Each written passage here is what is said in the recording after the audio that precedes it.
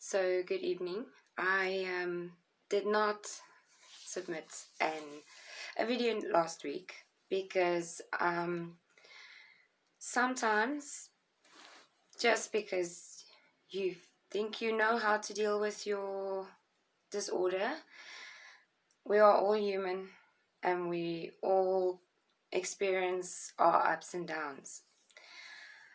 I want to share with you what happened to me last week, and I want to share it because it it could have all been avoided, and I am not blaming anyone.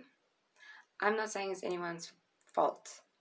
What I'm trying to explain is that when you have a disorder, you have certain triggers.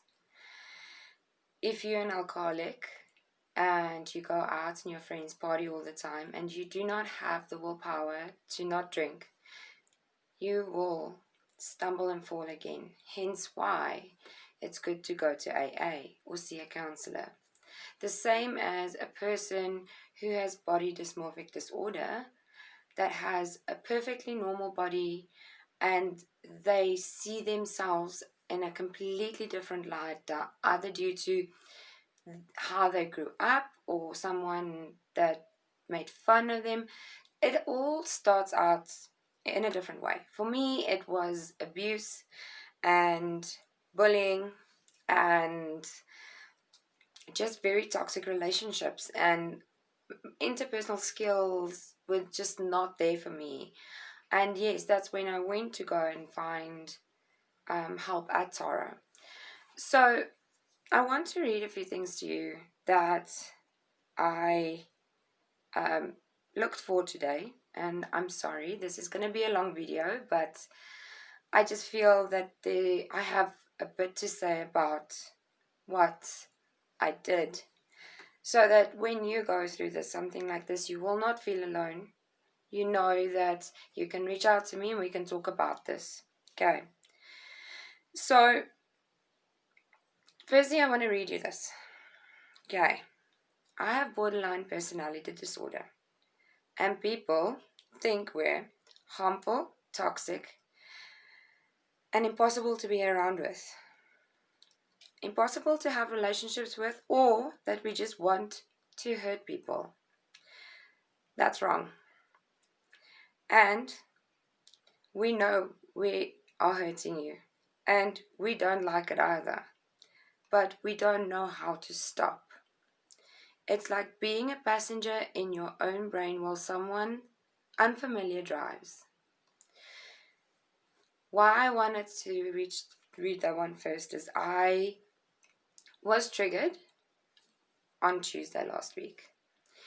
I was triggered to a point where I lost all logic.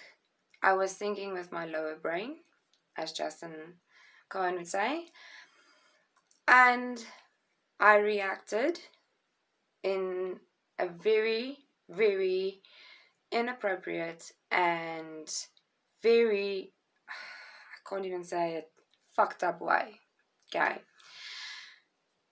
I did, however, before I got home, when I got home, I had my daughter with me. I did, however, phone her father and said, you need to come fetch her because I'm in a fucked up situation. I can't be a mom right now. I don't want my daughter to see it.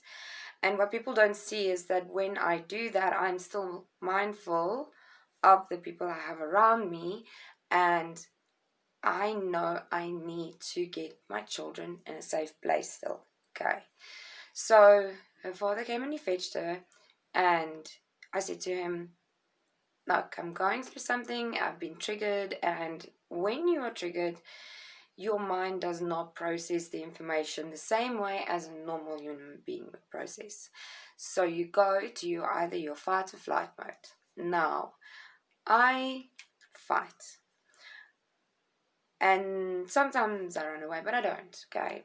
Not always, but I fight. And I fight ugly. And I break things. And I scream. And I drink too much. And it just all blows out of proportion. And a lot of people get involved when they shouldn't get involved, and you almost feel like you've been triggered, you're in the situation, you can't cope, but everyone around you has now been told about the situation that you're going through, and you're the bad person, and you shit, and you fucked up, and you are destructive, and you are just an unstable human being. How is that helping me in that situation? How is turning everyone around me against me?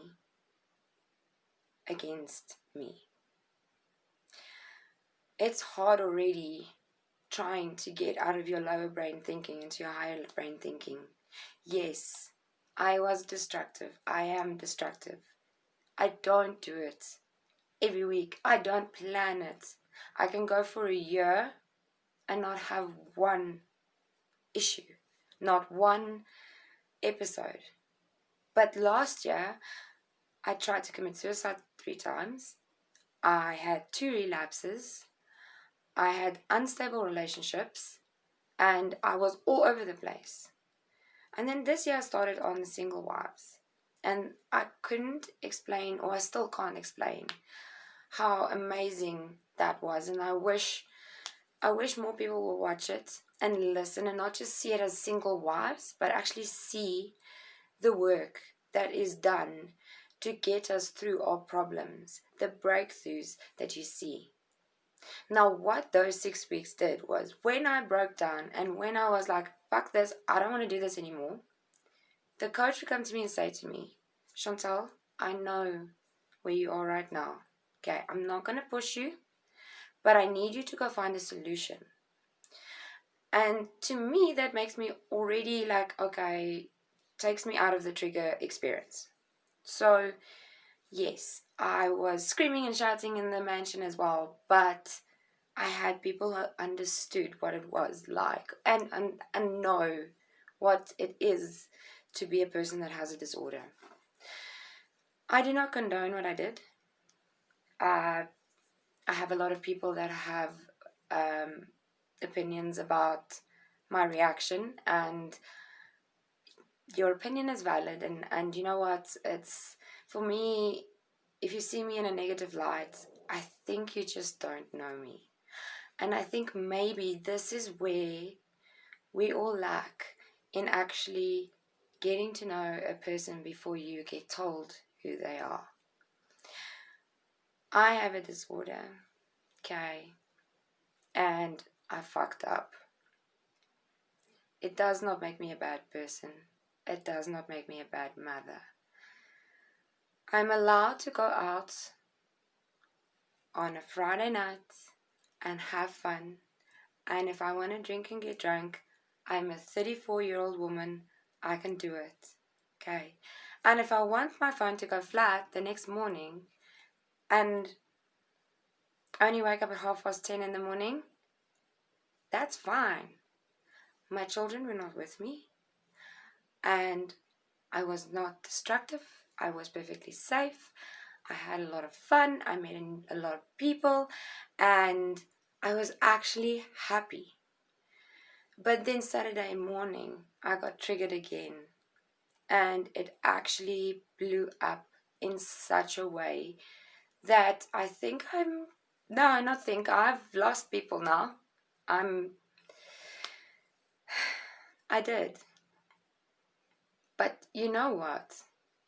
At the end of the day, if you can't help someone, don't hurt them. You don't need to lash out. Sometimes we've learned coping skills by just removing ourselves. And that is what I'm doing at the moment.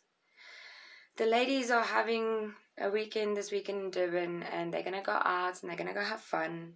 And I can't go because I'm not ready to be in a situation where I can have fun, because I feel I need to first fix myself.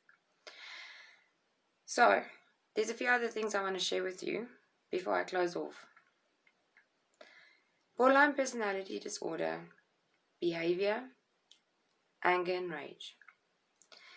Intense, inappropriate anger is one of the most troubling symptoms of BPD people. In fact, it's so intense that it's often referred to as borderline rage. A person with BPD may react to an event that may seem small, like really small, or unimportant to someone else. So another person can trigger you without knowing that they're triggering you. But if the other person knows how to handle you in a situation, that, like Justin Cohen knew how to handle me when I got angry, they would rather help you than harm you. Such as a misunderstanding, even with very strong feelings and anger and unhealthy experiences of anger, such as yelling, being sarcastic, or becoming physically violent. Borderline personality disorder. You may have diabetes. Your family may understand that you can't have sugar, you need to inject yourself, but everyone knows how to handle you. How much research is actually done on borderline personality disorder? Not just borderline personality disorder. How much is done on bipolar? Do you even know that you have a manic and depressive bipolar? No. Because when we act out and when we are triggered, we are seen as evil, we are seen as violent, we are seen as unstable. When I see a person going through that, I stop and I completely pause everything. I become mindful of the person's feelings and emotions, and I keep quiet and I listen. Because sometimes, if you just listen, you might just understand what the person is going through. Specific symptoms of borderline personality disorder. A person with this disorder will often exhibit impulsive behaviors, frantic efforts to avoid real and imagined abandonment. Now, abandonment is my biggest trigger. And if you take things away from me and you isolate me, you don't help me. You actually make me feel more abandoned. A pattern of unstable and intense interpersonal relationships. Yes, I had unstable relationships because of me. But you know what? I am building a more important relationship with myself. I am actually aware of what I did last week and this weekend, and I am making an effort to fix it. I am speaking out about it because some people need to speak out about what they are going through because not everyone understands it. Identity disturbance, such as significant and persistent unstable self-image. Yes.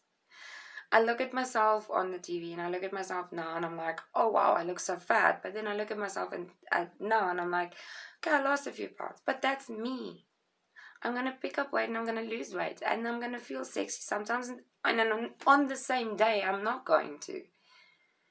It's just the way it is. But you have tools to work through it. Chronic feelings of emptiness, especially if everyone isolates you, your whole family or the people that love you, cuts you off when you have one of these outbursts. How is a person supposed to feel when you isolate them completely, when they are going through this turmoil? Now, the other thing that really gets me is people say I blame it on my disorder.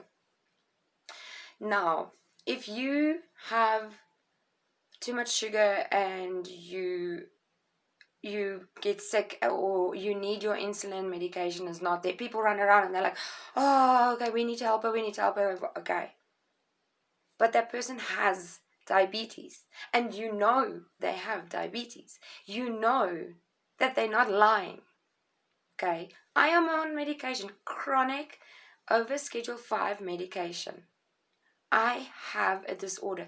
How much or how many times do I have to explain that I don't use it as an excuse when I have one of my episodes? I am having a genuine episode. I do not want to be in that space. Do you think I want to be triggered? Do you think I want to scream and shout and break things? No. I want calmness. I want to be centered. And I want people to treat me with love and respect. But because you don't understand it, and you feel that you need to control me in a moment where you actually isolate me, kills me. Every single time.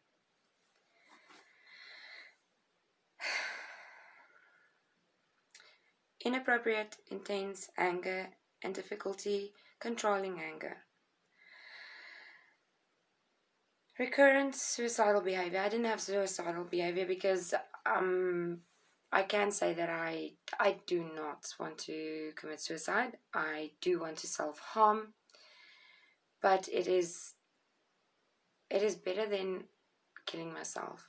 Because remember, when you get to that point where you want to commit suicide, you leave a lot of people behind that have to pick up your pieces.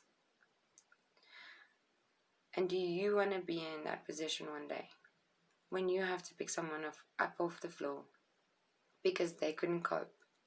Because the people around them blamed them for using their disorder as an excuse. For the people around them cut them off, shamed them, blamed them, spoke about them of the bad behavior to people before they got to know a person. Shame on you. You don't hurt people when they are in stress, when they can't handle it. You help them. And that's why I keep referring to the Dalai Lama's quote. Our prime purpose in this life is to help others. And if you can't help them, at least don't hurt them. Think about it.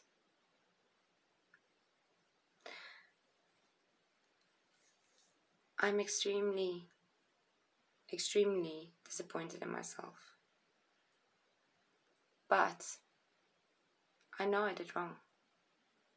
But in that wrong and isolating myself this weekend, I found myself. I decided to pull away from things and not react. I saw things happening and I saw triggers everywhere. I saw everything you did. I saw everything you said. I heard everything you said. And it hurts. But you know what? I am me. And as hard as it is for myself to love me, at least, please don't hurt me. So I'm going to end off with, you are not alone if you have these outbursts and anger and a disorder. It doesn't mean that a mental disorder is not seen as an illness. You constantly have to work on this. And please, I ask, if you have anything to add to what I said tonight, if you want to comment, 100%, I'm 100% on it for you, okay? Constructive criticism, please. If you feel like you want to be a hater, email me rather, unless you want the world to see it. I'm not ashamed. I will deal with this. And I just want you to know that I am still me, and I'm sick, and I'm going to work on it. And if you relate to my story, please can you pop me an email. My cell phone number is on my website. Get in contact with me, and let's see how we can help you, because we are, unfortunately, in the mental health environment, we sometimes are alone. But you don't have to be alone, because I can be there for you. Thank you guys. Ciao.